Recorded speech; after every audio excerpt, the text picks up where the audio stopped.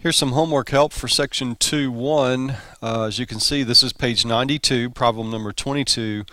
And we're going to start by graphing this cubic function given here, y equals negative 3x cubed minus 1. So anytime you're asked to graph, you're never wrong to think of just building a table of x, y values. We're just going to pick some inputs. Remember we talked about that term, the independent variable in this case is x. We can plug in anything we want. Obviously we want to choose some numbers that fit and that are easy to calculate, but we're just going to plug in some inputs, see what the resulting output is, and that's going to represent an ordered pair on this graph. For example, I always like to include 0 because that's easy to calculate.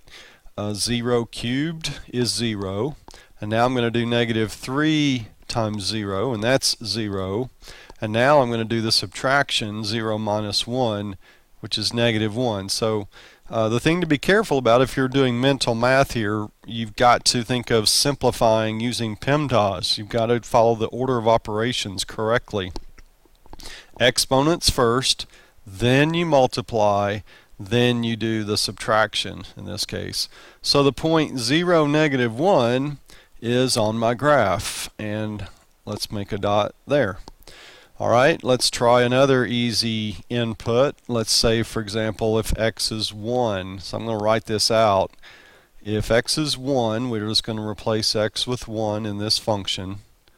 And that's cubed. So I'm going to do the cube first. 1 cubed is 1.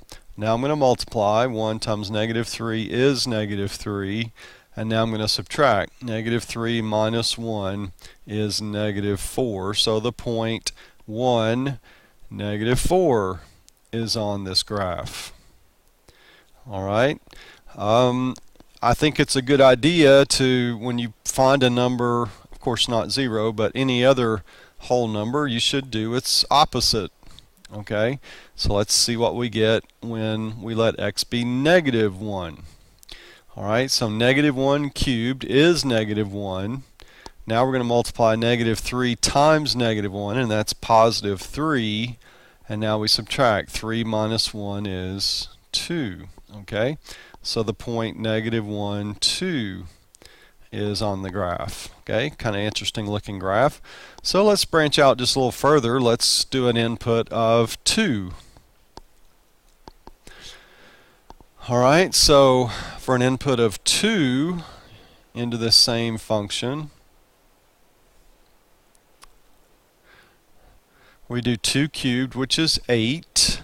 8 times negative 3 is negative 24. And then negative 24 minus 1 is negative 25. That's pretty big. So I'm just going to do this, and it's okay if you do the same thing. We're going to put this just way down here, and instead of changing our units, since this is just going to be kind of a rough draft, we're just going to say way down here, showing our graph going through that point. We'll say that that's the negative 25. Well, let's do the opposite of 2, which is negative 2, and see what we get. So we're going to change this into negative 2. I'll just erase it, and we'll just start over. So negative 2 cubed is negative 8. Negative 8 times negative 3 is positive 24. And then 24 minus 1 is 23. So when x is negative 2, we get way up here at positive 23. So this cubic function, and this is typical of these cubic functions, if the 3 were positive, it would almost make kind of a big skinny S looking shape, although it doesn't curl, but it does something like this, and it's going to keep going forever and forever. So with it being negative, it's going to look this way, but the positive version would do something like this. Okay, like that. Alright, so we've sketched the graph. That's a rough sketch. And now we're going to state the domain and range. So domain, all right, think about as far as this graph, the way it's going forever and ever, what numbers, just think about the x-axis and the x-coordinates that would be involved in this graph that goes forever and ever, both to the right. It's going to continue to spread out a little bit as the numbers for x get bigger. It's just going to keep getting more spread to the right, and as the numbers for x get smaller, negative, it'll continue to spread to the left. So it's spreading horizontally forever and ever. Okay, and so the way we represent that is the domain will be all real numbers. Okay, well, for the range, you're thinking about the numbers on the y-axis, and you can probably tell that it's doing similarly with the up and down direction, which is the way the y-axis travels. So it's going to go forever upward. It's going to take in every one of these numbers on the positive y-axis, and it's going to take in every one of these on the negative. So we have a similar result. The range is going to be all real numbers. Okay, so we've taken care of the graph. We've done the domain and range. Is it a function?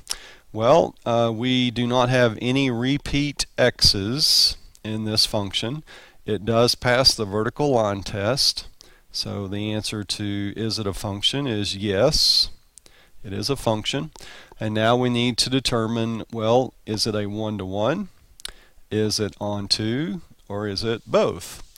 Well, remember the criteria for one-to-one. There are no repeat y values, and that seems to be true. Every time we put in a number for x, we're going to get a unique y. Okay, so it passes the one-to-one criteria. For onto, are all of the potential y values used, and that seems to be true. And so we're going to say that it's both one-to-one and onto.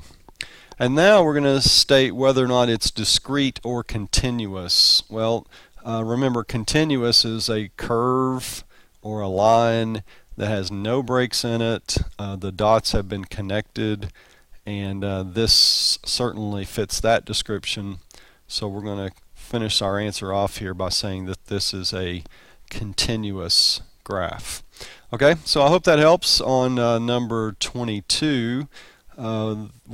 These might be a little new to you, but it's falling back on what you've already learned.